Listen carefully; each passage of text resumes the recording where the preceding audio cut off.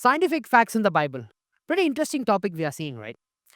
In this topic, we are actually seeing how the Bible is far advanced than the modern science which we have today. Hello, everyone. This is Mishael, and today we will be looking into some amazing scientific facts which is there in the Bible. Let's take a look.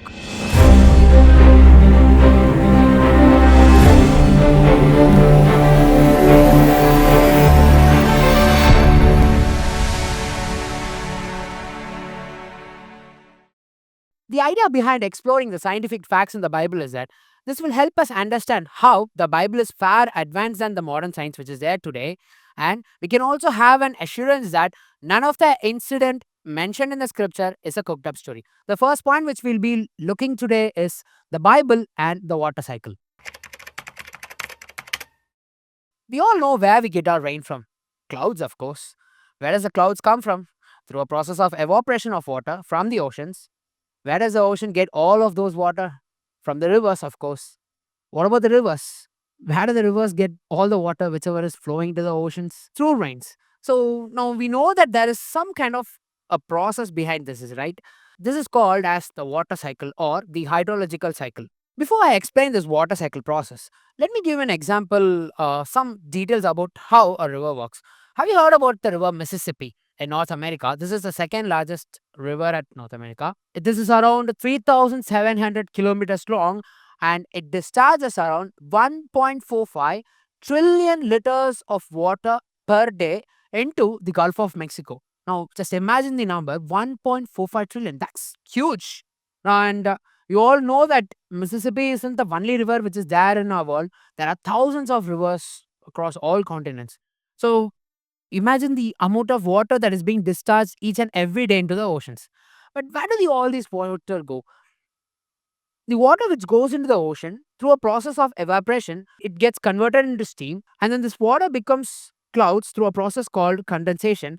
And then this condensation, when the clouds come over land, when it comes in contact with warm air, it creates rain. Now, this is actually how a water cycle works. This may not seem surprising or interesting for us because we have learned it during our childhood days itself. But when did humans actually discover this process of water cycle and how it works? What is the scientific explanation behind it? Let us take a look at the history. The ancient Greek philosophers first they understood that there was some kind of process behind this, and they knew for a certain reason that there is a cycle involved in how rain forms and from where the rainwater comes. But they did not have a clear explanation behind it. Until the 17th century, none of the scientists were able to give a clear explanation on how the water cycle works. Some people said there is a connection between the rivers and ocean in underground passages, or some people said it might be due to some kind of precipitation process or transpiration process which occurs.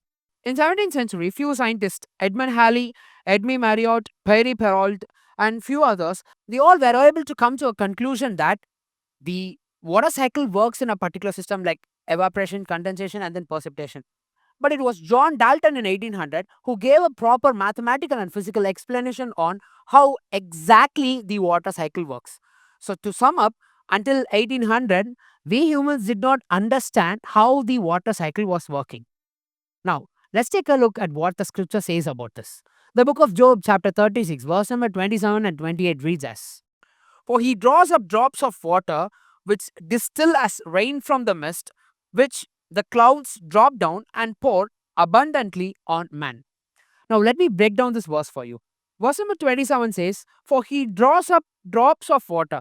Now, this is a clear explanation of how evaporation works, which distill as rain from the mist. Now, this explains the condensation process. And the verse number 28 says that, which the clouds drop down and pour abundantly on man. This is a straightforward reference on how rain works. Amazing, right? The book of Job was written around 1500 BC, which is almost, if I compare the date when humans exactly figured out how the water cycle works and when the scriptures talks about this, if you see the time gap between these two, it is almost around 3,300 years. This is such an amazing thing, right? And this thing is recorded in one more book, the book of Amos, chapter 9, verse number 6. The verse reads as: The verse says, He who builds his layers in the sky and has founded his strata in the earth. Now, here's the important part: who calls for the waters of the sea and pours them out on the face of the earth. The Lord is his name. Now, that's a direct reference of the how water cycle works. The book of Amos was written almost 2,800 years back.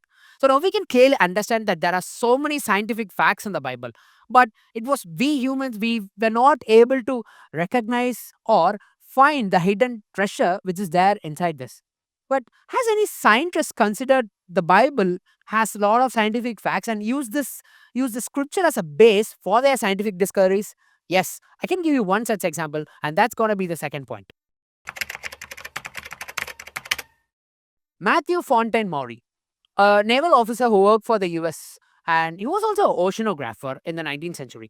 Now, Matthew was a very strong believer of the scripture. He believed that each and every verse which was there in the Bible was true, and he also relied on the facts which was mentioned on it. One day when Matthew was sick, one of his daughter comes out to him and he reads some part of scripture from the book of Psalms. When she was reading from Psalms 8, when she reads a particular verse, Matthew finds something new and something different struck his mind. Let me read that verse for you. Psalms 8, verse number 8. The birds of the air and the fish of the sea that pass through the paths of the sea. Now, make note of these words: paths of the sea. These were the words which created a big impact in the mind of Matthew. Now, Matthew believed 100% that if the Bible says there is something called as a path of the sea, then definitely the sea is going to have a different path. So he, being an oceanographer, what he did is that he started to collect all the charts, all the details, whichever he had at that time, and he started to understand and find whether if there was a path in the sea. Now let me tell you something. Sea routes does not work the same as land routes. In a land road, if you want to travel from one particular destination to another in a vehicle or by walk, the fastest route is actually the shortest route, correct? If you're going in a vehicle, the fastest route is going to be the most fuel and time efficient route. But this is not the same case in a sea route. In the sea route, the shortest route might be the route which is most inefficient due to some external factors. Let me explain how this works. In sea route, there is something called as warm and cold ocean currents.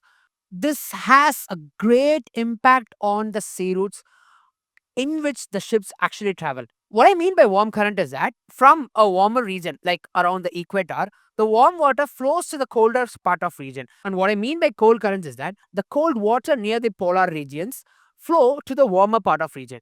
So now, as you see in this video, we can see that there is a particular flow of water.